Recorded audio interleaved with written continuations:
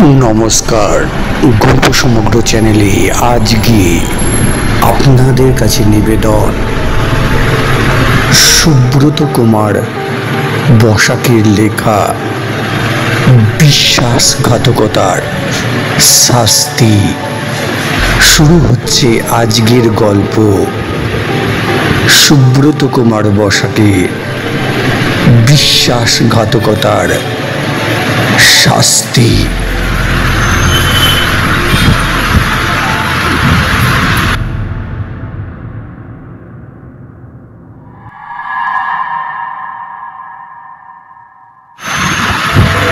বাসটা যখন পাগলিগঞ্জের স্টপেজে দাঁড়ালো তখন আমার হাত ঘড়িতে বাজে রাত 8:45। আমার সঙ্গে ছিল আমার বন্ধু বঙ্কু। ওকে বলেছিলাম তাড়াতাড়ি নেমে আয়, এতটা রাস্তা হাঁটতে হবে, এমনিতে দেরি হয়ে গেল। আসলে আমাদের ওখান থেকে পাগলিগঞ্জে আসতে সময় লাগে 1 ঘন্টা কি 1.5 ঘন্টা। সেই হিসাবে রওনা দিয়েছিলাম বিকেল এই 4:30টার দিকে, কিন্তু মাঝপথে গাড়ি খারাপ হয়ে বিপত্তির সৃষ্টি করে। বঙ্কু নেমে বলল,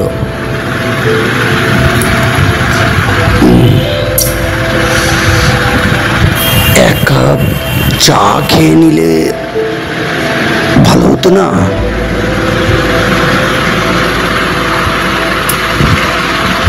আমি বললাম, তুই তো বুঝতে পারছিস। না না না, এরকম কথা বলে তুই সত্যি করে বুঝতে পারছিস না। এখান থেকে 3-4 কিলোমিটার মতো হাঁটতে হবে, মামার ওখানে গিয়ে খাওয়া যাবে। চল চল চল। আমি ইন্স্যুরেন্সে কাজ করি, সেই ব্যাপারে মামাকে নিয়ে একটা বীমা করাবো, এই চিন্তা নিয়েই যাচ্ছি। রাতটা থেকে মামার সঙ্গে ভালোভাবে আলোচনা করে পরদিন সকালে কিংবা বিকেলে যে কোনো সময় ফিরলেই হবে।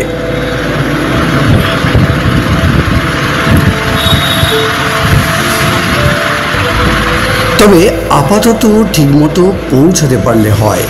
পাগলিগঞ্জ থেকে এখন টানা হাঁটতে হবে প্রায় 1/2 ঘন্টার মতো। গ্রামের নাম তোড়া মাদল। আমি ছোটবেলায় একবার এসেছিলাম, সেও প্রায় 10 বছর আগেকার ঘটনা। একটু যে অসুবিধায় পড়ব সে আমি নিজেও জানি। ওই জন্য ঠিক এই কারণেই বঙ্কুকে আমার সাথে নিয়ে আসা।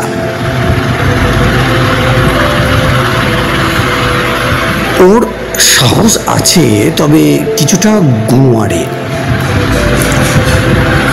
আমার পাগলিগঞ্জ বাস স্ট্যান্ডকে পিছনে ফেলে রেখে আসা হলো। আমরা দুজনেই সেটা করলাম।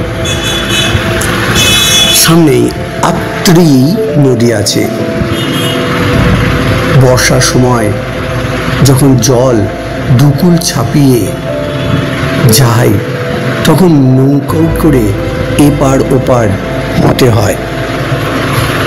এখন অবশ্য আমাদের বাঁশের সেতু পেরিয়ে যেতে হবে। বাঁশের সেতু পেরোতে আমার একটু ভয় ভয়ই করে। যেমন নড়বড় করে আমরা কিছুটা বালুর চর পেরিয়ে সেতুতে উঠলাম। বঙ্কু বলল, দরকার হলে আমার হাতটা ধর। আরে ঠিক ঠিক আছে, চল তো। সেতুটা বেশ বড়। এত বড় সেতুতে আমরা মাত্র দুজন। চারিদিকে কালো অন্ধকার রাত। দূরে অবশ্য একটা আলো টিম টিম করে জ্বলছে। ছোট্ট একটা কুঁড়ে ঘর আছে সেখানে। মঙ্কু বলল, এই নদীর চরে এখানে কি আছে রে?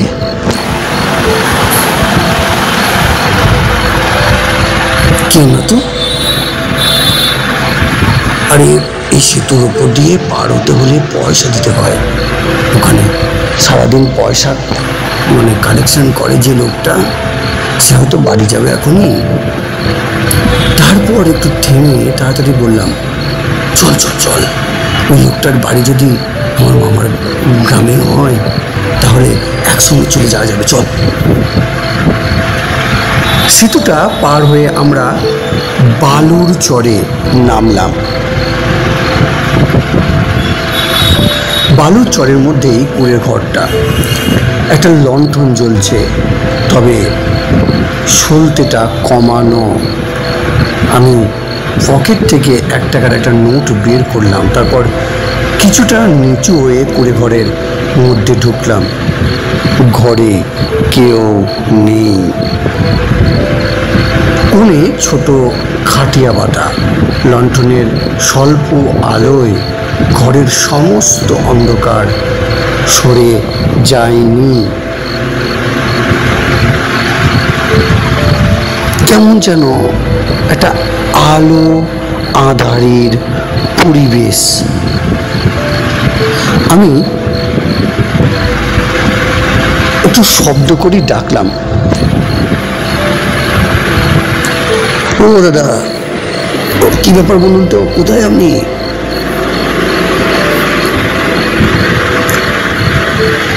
উত্তর নেই। খাটিয়ার নিচে খসখস একটা শব্দ হলো। এবার আমার একটু ভয় করতে লাগলো। চারিদিকের পরিবেশটা কেমন যেন একটা নির্ঝুম পরিবেশ।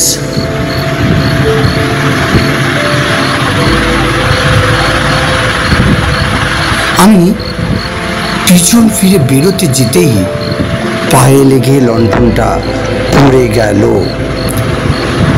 পড়েই দপদপ করতে লাগলো। আমি তাড়াতাড়ি বেরিয়ে এলাম, আর সেই সময় দেখলাম একটা লম্বা লোক কুঁড়ে ঘরের সামনে এসে দাঁড়ালো।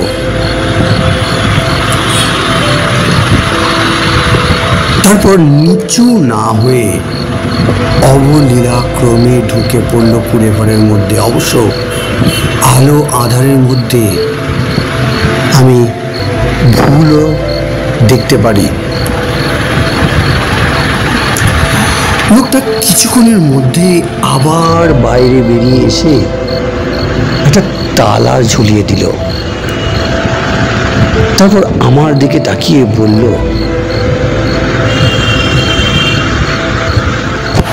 আপনি জীবনবাবু ভাঙনে তো? চলুন, আমি ওই দিকেই যাব। লোকটার গলার স্বর কেমন যেন ভাঙা ভাঙা। চোয়াল দুটো ঠেলে বেরিয়ে আসছে যেন, চোখ দুটো কোটরে। আমি ভেবে অবাক হলাম, লোকটা জানলো কি করে যে আমি জীবনবাবুর ভাগ্নে? নাকি আমার পোশাক দেখে বুঝে গেছে? কারণ এই গ্রামে আমার মামাই একমাত্র একটু অবস্থা সম্পন্ন।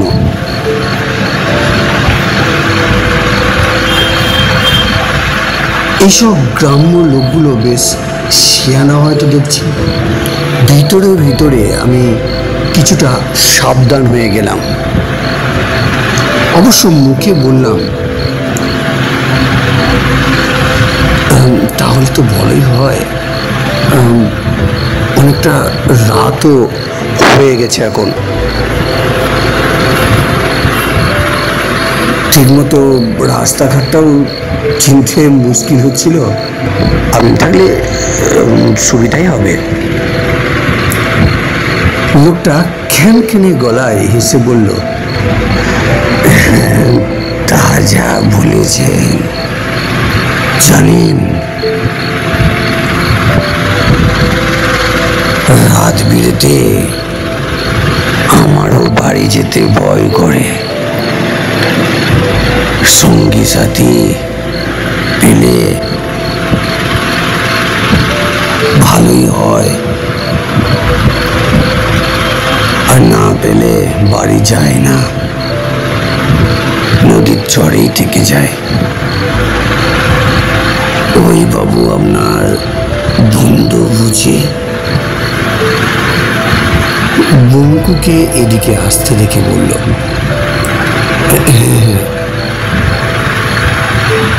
আমার সঙ্গে একজন অপরিচিত লোককে দেখে বঙ্কু প্রথমে কিছুটা অবাক হয়ে গেল, তারপর বলল, এটা আবার কোথা থেকে জোগাড় করলি? আমি জানি বঙ্কু অপরিচিত লোক দেখলে একটু বিরক্ত হয়। আরে বলিস না, মামা বাবুকে চেনে, কখনো অসুবিধা হবে না, আর ওই গ্রামে যাবে, তাই। আমার মুখের কথা কেড়ে নিয়ে লোকটি বলল,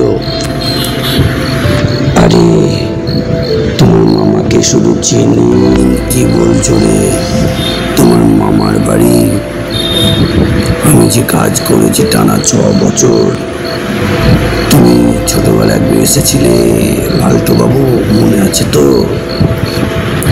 আমি লোকটির কথা শুনে রীতিমতো চমকে উঠলাম। শেষ হলো আজকের প্রথম পর্ব। এখানে ধন্যবাদ। পরবর্তী পর্বের জন্য চ্যানেলটির সঙ্গে জুড়ে থাকুন।